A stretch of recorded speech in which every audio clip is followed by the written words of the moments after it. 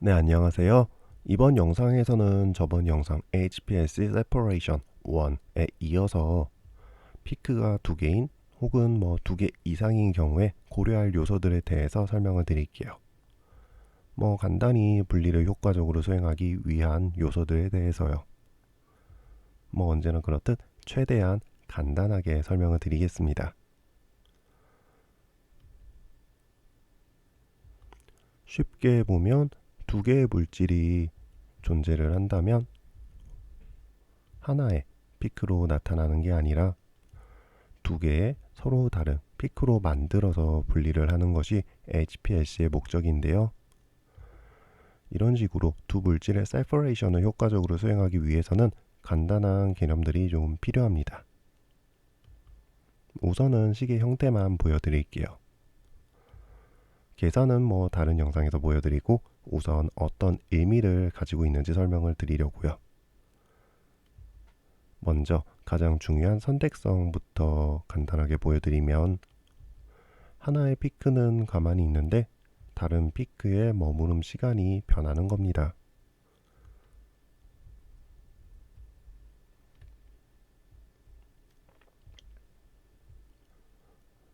용어 그대로 선택적으로 상호작용을 하고 그에 따라 선택적으로 머무름 시간에 영향을 주죠. 이런 선택성에 따라서 두 피크의 머무름 시간 차이를 크게 만들 수 있으니 쉽게 분리를 진행을 할 수 있고요. 선택성은 보통 컬럼의 종류에 따라서 결정이 되는 요소인데요. 대표적으로 어피니티, 친화도 컬럼 계열들이 이런 선택성을 최대한 활용을 하는 편입니다. 다음으로 머무름 인자, 리텐션 팩터도 설명을 드리면 컬럼에서 용질이 이동하는 속도와 관련이 있습니다. 쉽게 보여드리면 위와 같은 영향을 미치는데요.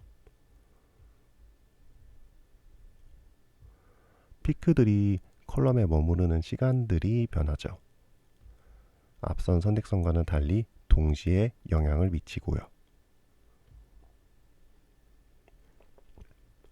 하지만 적당히 조절을 한다면 피크가 머무름 시간의 차이를 크게 만들 수 있습니다.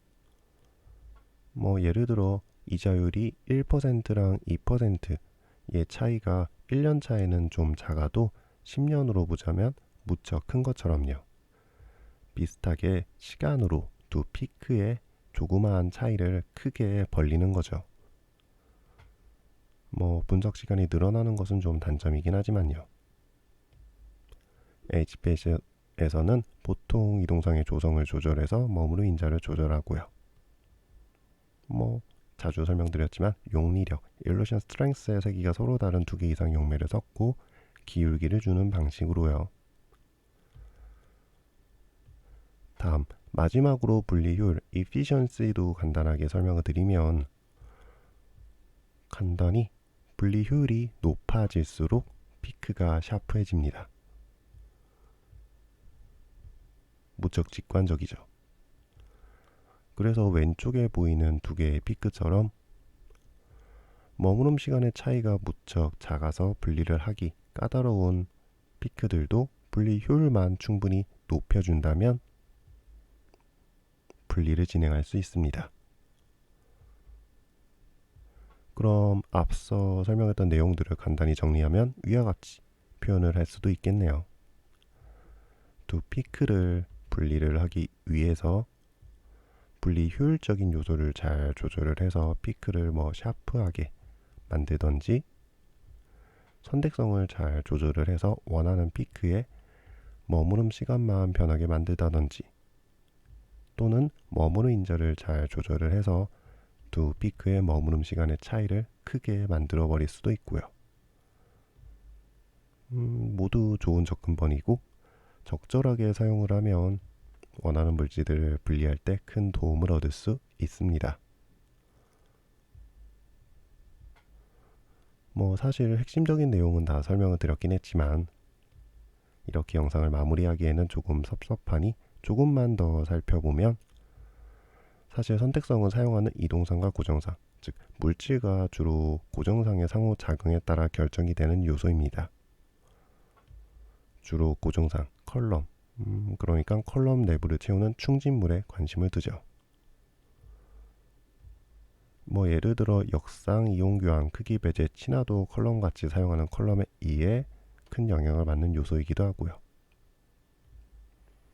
뭐 사실 분리하기에는 선택성이 큰 게 가장 좋은데요.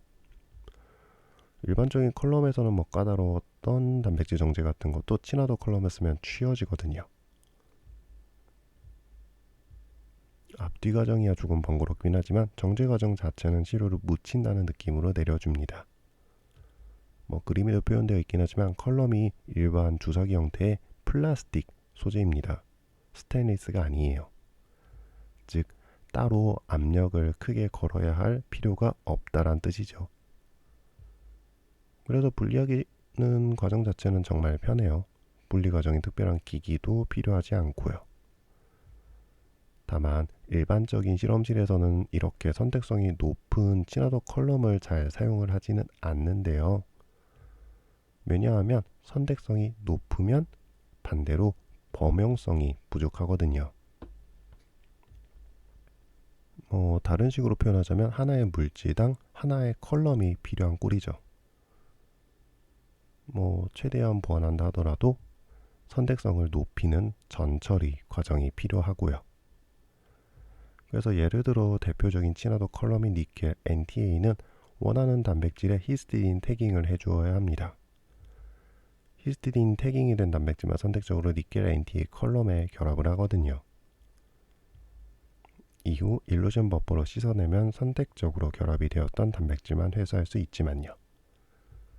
이런 식으로 분리가 진행되기 때문에 선택성을 높이기 위한 태깅 작업이 꼭 필요하고요. 사실 이콜라이를 깨트려서 추출하는 단백질이야 일반적인 분리 과정으로 얻어내기 힘들어 어쩔 수가 없다지만 일반적인 유무기, 합성 화합물이나 간단한 펩타이드를 분리 정지하기 위해서 매번 태깅 작업을 수행하는 것은 그 자체로 복잡하고 까다로운 일이죠. 그러니 선택성은 좀 부족하다 하더라도 여러 종류의 시료를 특별한 전처리 없이 분리 정제할 수 있는 범용적인 컬럼들, 역상, 이온교환, 크기 배제 컬럼이 선호가 됩니다. 컬럼의 종류가 많아지면 설명하기 조금 복잡하니 보편적인 역상 컬럼을 기준으로 뒤쪽 내용을 설명을 드릴게요. 앞서 설명을 했듯이 범용적인 컬럼들은 선택성이 낮기 때문에 머무름 인자나 분리 효율을 최대한 잘 활용을 해주어야 하는데요. 여러 번 반복했지만 HPLC의 머무름 인자는 보통 이동상 조성에 차이를 주는 식으로 조절을 해줍니다. 보통 일루전 스트렝스가 작은 용매로 흘려주다가 일루전 스트렝스가 큰 용매의 비율을 높여주는 식으로요. 자세히 보고 싶을 때는 용매의 비율을 고정시켜서 흘려주기도 하고요. 이렇게 머무름 시간을 조절한다 하더라도 때로는 피크의 분리가 어려울 때가 있는데요. 이런 경우에는 분리 효율을 최대한 높여줍니다.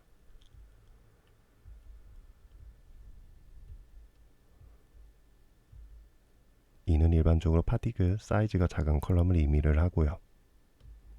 그럼 이론 단수가 커지기 때문에 피크가 샤프해져서 분리가 쉬워지거든요. 여기서 이론 단수가 높다는 것은 분리 효율이 높다는 것을 의미하고 이는 고성능, 하이 퍼포먼스를 의미를 하고요. 앞서 보여준 선택성이 높은 컬럼은 사실 굳이 HPLC에서는 사용을 하지 않습니다.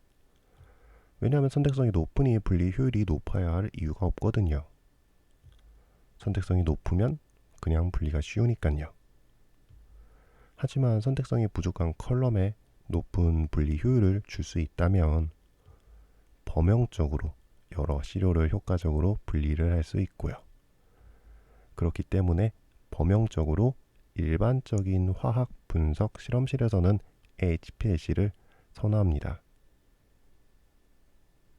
이 부분이 중요하죠. 개인적인 사담이긴 하지만 예전에 HPLC를 혼자서 공부할 때 무언가 HPLC는 오히려 선택성이 낮기 때문에 여러 시료를 분석할 수 있다는 점이 좋았어요. 선택성이 낮으니 이를 보완하기 위해 성능을 높이는 엄청난 노력들을 했고, 그 결과 거의 모든 시료를 제한 없이 분석할 수 있게 되었다는 점에서요. 원래는 특별하진 않았지만 노력으로 무언가를 얻어낸 것 같은 그런 인간 승리적인 느낌이 좀 들더라고요. 뭐 개인적인 느낌이고요. 그래서 원래 제가 좋아하는 분광학 계열 장비도 아니지만 HPLC도 제가 좋아하는 장비 중에 하나입니다. 그럼 HPLC의 분석과 관련한 기본적인 소개는 여기에서 마무리를 하고요. 다음에 HPLC의 분석에 대한 또 영상을 올린다면 그때는 조금 더 전문적인 내용을 섞어서 영상을 준비할게요. 그럼 부족한 영상 시청 정말 감사합니다.